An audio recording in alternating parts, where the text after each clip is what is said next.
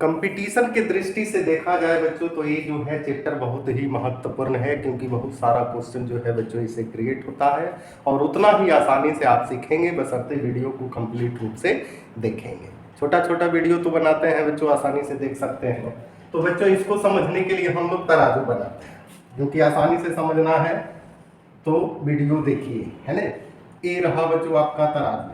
अब यहाँ एक पलरा जो है बच्चों इधर लटक रहा है और एक पलरा जो है बच्चों इधर लटक रहा है। अब यहाँ क्या करेंगे कि 5 किलो का बटखारा इस पर रख दीजिए और इस पर भी 5 किलो का बटखारा रख दीजिए, और आप बताइए किधर झुकेगा, लेफ्ट झुकेगा कि राइट झुकेगा। बिल्कुल फिक्स रहेगा, यानी रेस्ट में रहेगा, इसमें कोई हलचल नहीं होगा, यानी रुका हुआ रहेगा। ऐसे इक्विलिब्रियम को क्या कहते हैं? इक्विलिब्रियम को स्टैटिक इक्विलिब्रियम कहते हैं, है? लेकिन बच्चों ये केमिस्ट्री में रुकने वाला नहीं है ना, केमिस्ट्री में हमेशा चलते रहना है। तो इसके लिए बच्चों हम लोग देखते हैं, एक बकेट को लेते हैं और इसमें जो है वाटर लेवल यहाँ तक भर देते हैं, यहाँ तक भर देते हैं। अब इसमें क्या करते हैं कि एक जो है कल ऊपर से डाल देते हैं, और एक जो है कल यहाँ डाल दिए। अब कहता है जितना वाटर ऊपर से गिरेगा, है ना, उतना ही वाटर नीचे से बाहर निकलेगा। अब बताइए वाटर लेवल सेम रहेगा कि घटे बढ़ेगा? बिल्कुल सेम रहेगा, यानी वाटर लेवल सेम रहेगा, है ना। ऐसे इक्विलिब्रियम को क्या करते हैं? चलता फिरता बिल्कुल हो रहा है, और ऐसे इक्विलिब्रियम का नाम है बच्चों डायनामिक इक्विलिब्रियम, चलता फिरता इक्विलिब्रियम, है ना। अब यहां बच्चों थोड़ा सा ध्यान दीजिएगा, ऊपर से जो वाटर गिर रहा है ये जो हो गया आपका फॉरवर्ड, और फॉरवर्ड बोले तो रिएक्टेंट, और ये जो है बच्चों ये बैकवर्ड प्रोडक्ट। यानी कहने का मतलब है कि फॉरवर्ड रिएक्शन का जो स्पीड है इक्वल होगा किसके? बैकवर्ड रिएक्शन के स्पीड के। और यही इक्विलिब्रियम बच्चों हम लोग पढ़ेंगे, केमिकल इक्विलिब्रियम। अब सवाल क्रिएट यहाँ ये होता है, क्या सभी प्रकार के केमिकल रिएक्शन में इक्विलिब्रियम दिखाई देगा? तो बच्चों हम लोग देख लेते हैं टाइप्स ऑफ केमिकल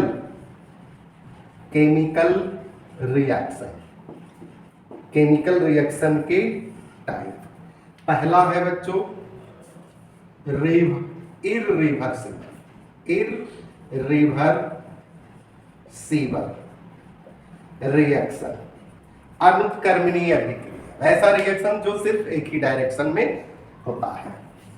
तो यहां लिखेंगे the reaction proceeds in only one direction. अब ओनली वन डायरेक्शन में बच्चों यहां लिख दीजिए फॉरवर्ड डायरेक्शन, जो केवल एक ही डायरेक्शन में होता है, और इस प्रकार के रिएक्शन जो है बच्चों अटेन नहीं करता है इक्विलिब्रियम स्टेट को, हमेशा याद रखेंगे। एग्जांपल में प्रेसिपिटेशन रिएक्शन, जिसमें पीपीटी बनता हो, जैसे है बच्चों NaCl प्लस AgNO3 एक्वस है, ए बनता है sodium nitrate NaNO3 plus AgCl का पीपीटी, क्या बनता है? पीपीटी। ये जो है बच्चों इरिवर्सिबल रिएक्शन है। और देखिए न्यूट्रलाइजेशन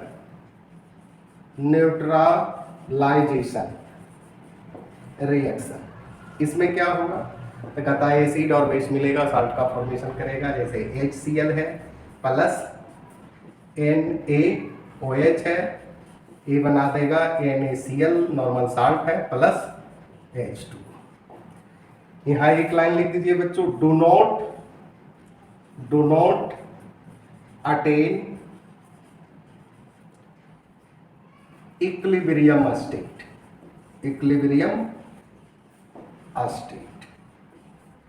एक ही डायरेक्शन में होता है तो इक्विलिब्रियम स्टेट अटेन नहीं करता है बच्चों, यहां तक नोट कीजिए। अब जो है बच्चों रिवर्सिबल रिएक्शन,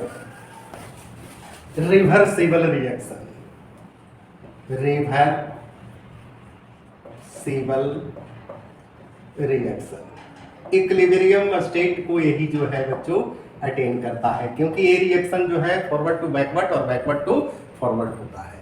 यानी the reaction which proceeds in both direction,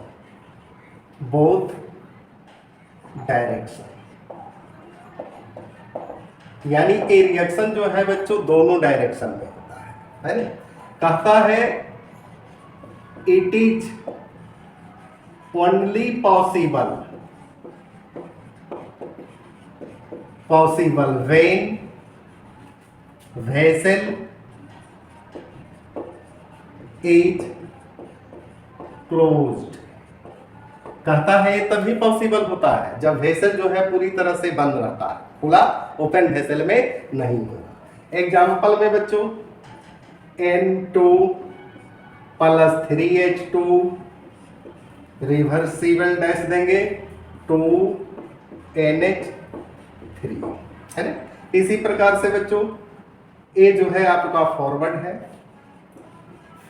है और ये जो है बच्चों आपका बैकवर्ड है ना। इसको जो है रिएक्टेंट बोलेंगे, और इसको प्रोडक्ट बोलेंगे। कहता है the rate of forward reaction decrease घटता है and the rate of backward reaction increase बढ़ता है। After sometimes both are becomes equal, कुछ समय के बाद दोनों क्या हो जाता है, इक्वल हो जाता है। यानी रेट ऑफ फॉरवर्ड रिएक्शन बराबर रेट ऑफ बैकवर्ड रिएक्शन। इसी कंडीशन को बच्चों हम लोग क्या कहते हैं, केमिकल इक्विलिब्रियम। अब बच्चों इसको ग्राफ से हम लोग समझते हैं। ये जो है बच्चों आपका टाइम है और ये है आपका रेट। अब यहाँ क्या कहता है कि द रेट ऑफ, जैसे जैसे समय जाएगा लगेगा रेट ऑफ फॉरवर्ड रिएक्शन क्या होगा, घटेगा। यानी ये जो है टाइम अगर 0 है तो बैकवर्ड यहाँ है और फॉरवर्ड यहाँ है। जैसे जैसे समय लगेगा ये जो है बच्चों आपका घटेगा और ये है आपका बढ़ेगा और दोनों जो है इक्वल हो जाएगा। जिस टाइम पर ये दोनों इक्वल होगा उसको कहेंगे इक्विलिब्रियम। ये रहा बच्चों आपका फॉरवर्ड और ये रहा आपका बैकवर्ड। यही बच्चों क्या है, ग्राफ है। अब बच्चों कंसंट्रेशन का ग्राफ देखते हैं। ये रहा कंसंट्रेशन और ये रहा आपका टाइम। अब इस रिएक्शन में देखते हैं N2 है तो कहता है कंसंट्रेशन घटता है, कुछ समय के बाद क्या हो जाता है, इक्वल हो जाता है। फिर कंसंट्रेशन घटता है, इक्वल हो जाता है। और यहाँ जो है ये प्रोडक्ट का कंसंट्रेशन है, ये बढ़ता है फिर क्या हो जाता है, इक्वल यानी कांस्टेंट हो जाता है। ये रहा बच्चों आपका N2 का, ये रहा H2 का और ये रहा आपका NH3 का। यानी द कंसंट्रेशन